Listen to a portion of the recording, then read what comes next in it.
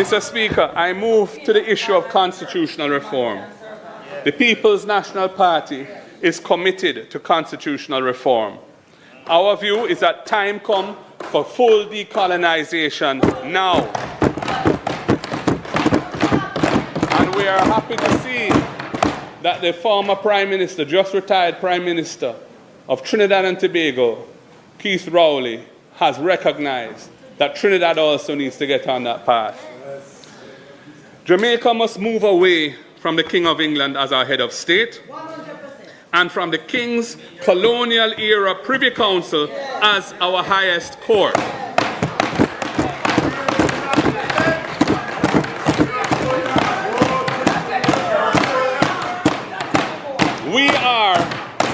We are a proud and mature independent nation, and we must fully repatriate our sovereignty.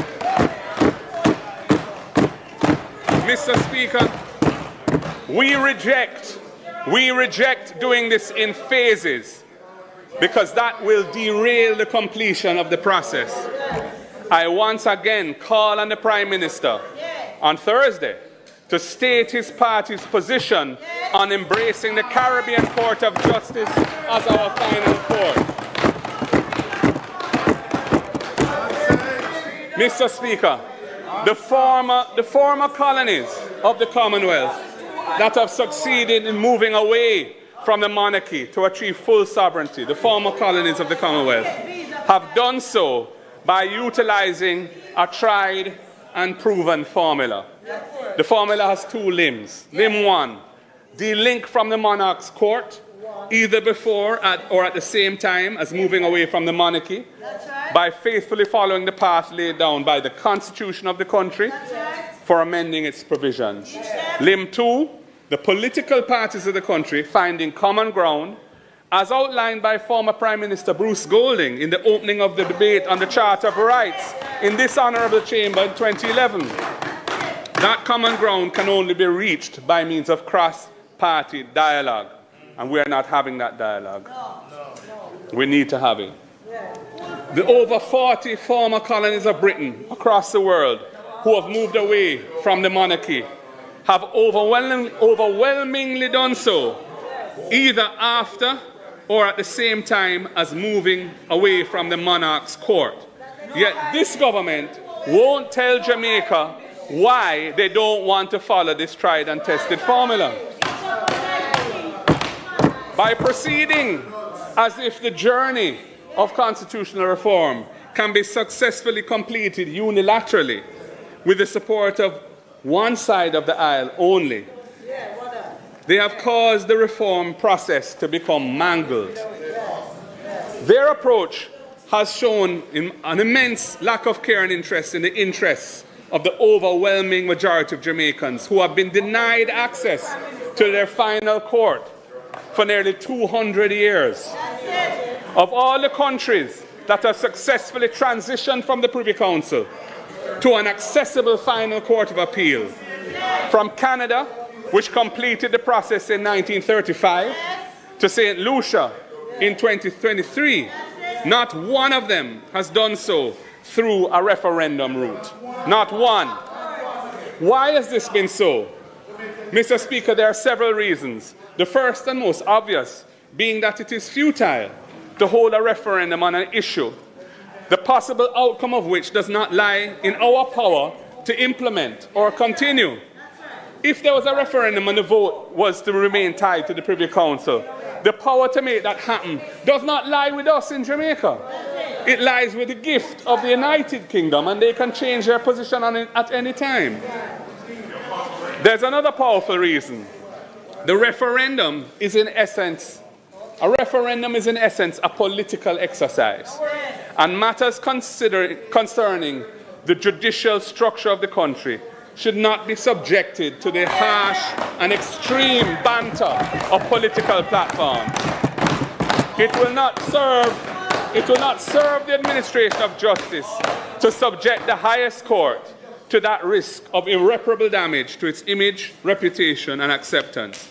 Mr. Speaker, the Jamaican Bar Association in 2015 in a public statement said, and I quote, "We feel strongly that subjecting the process to a political referendum and the vagaries of our adversarial political system will impact on the dignity of the court, which may serve to put the court into disrepute, iron quotes. Mr. Speaker, in a similar vein, noted constitutional scholar Dr. Lloyd Barnett, who advocated a case before the Privy Council, which resulted in a ruling that 2/3 majority is what's required for a constitutional vote to complete the transition to the Caribbean Court of Justice. He has publicly urged the Jamaica Labour Party parliamentarians to follow that correct pathway, the pathway that has been laid down by the Privy Council itself in interpreting our Constitution. Mr. Speaker, there are examples right here in our region of chaotic outcomes to such exercises that were held in 3 sister states, which have a specific constitutional requirement of a referendum for transitioning to the Privy Council. Jamaica, fortunately, has no such requirement, and the Privy Council has said that what it requires is a 2/3 vote in both houses of our Parliament. Mr. Speaker, we do not support the route that Jamaica is now on. It is not in keeping with the requirements of our Constitution, as declared by the Privy Council itself in a case brought by the Jamaica Labour Party. We urge the government to abide by the ruling of the highest court in the case that they themselves brought. So how should we proceed, Mr. Speaker? In the debate on the 2011 Charter of Rights, then Prime Minister Bruce Golding, after pointing out the pitfalls of the referendum route, set out the path by which the movement towards full independence must proceed to be successful. And I quote, he said, "What the framers of the Constitution were saying is that, look, there are some things which are so important that it is not a matter of counting up the votes to decide who has won. It is a matter of ensuring that both government and opposition can find common ground." And Mr. Speaker, what should the common ground be? The final advice of former Prime Minister Edward Seaga was to keenly follow the progress of the CCJ for an appreciable amount of time, make an assessment, and then take the next meaningful step. That was what Mr. Seaga advocated for. With 2 decades having passed since the doors of the CCJ were opened back in 2005, there has been sufficient time to assess the performance of the Caribbean Court of Justice.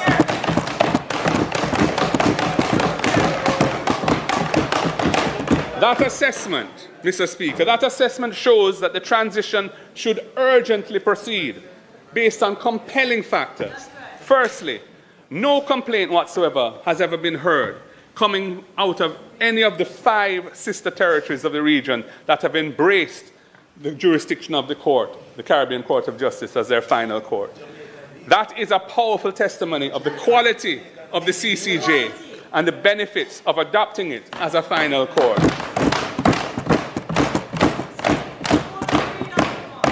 Secondly, the CCJ has received strong international recognition for its secure insulation from political interference and other forms of external interference, and for the efficiency of its operations, and for the excellent quality of its judgments. And Mr. Speaker, thirdly, it is unacceptable and indefensible that Jamaicans should be left attached to a court to which only the most wealthy have access. To the shameful situation where a Jamaican citizen, like me, needs a visa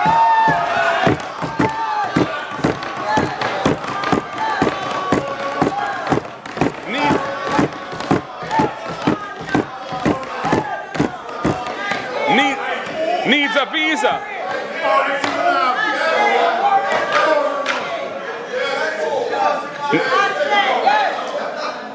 visa.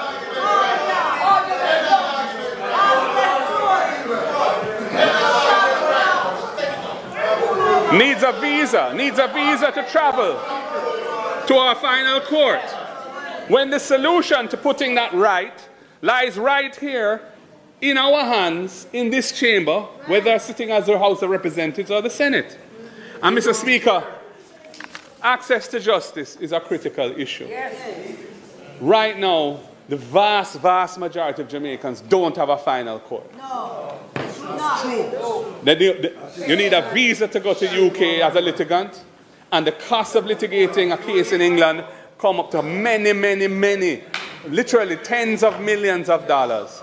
It is not an accessible court for the majority of our people. And when you look at what the CCJ has done for our Caribbean sister countries that have acceded to its jurisdiction as a final court, whereas in Jamaica you have a mere handful of cases going there each year, sometimes 2, sometimes 5, sometimes 1. Those countries have multiple appeals that are being heard. Their laws are being interpreted and applied. It brings tremendous economic value to have an accessible final court because it increases the rule of law and certainty in how economic transactions are conducted. So while our foreign direct investment is falling, look at what's happening in Guyana, for example, where they're growing at nearly 50% because of their oil and gas industry. They have the CCJ as their final court, and they have massive investment in their oil and gas industry. And the same is true of other jurisdictions in the Caribbean which have acceded to the CCJ. Mr. Speaker, if we undertake that assessment, as recommended by Mr. Siaga, the outcome is clear. Yes. The government and opposition will at last have found common ground. Yeah. This could be the year when the historic and empowering institution of a Caribbean final court, originally conceptualized by none other than former Prime Minister Hugh Shearer and his cabinet colleagues back in 1970, comes to finally be acceded to by Jamaica, and justice at the highest level becomes accessible to all Jamaicans.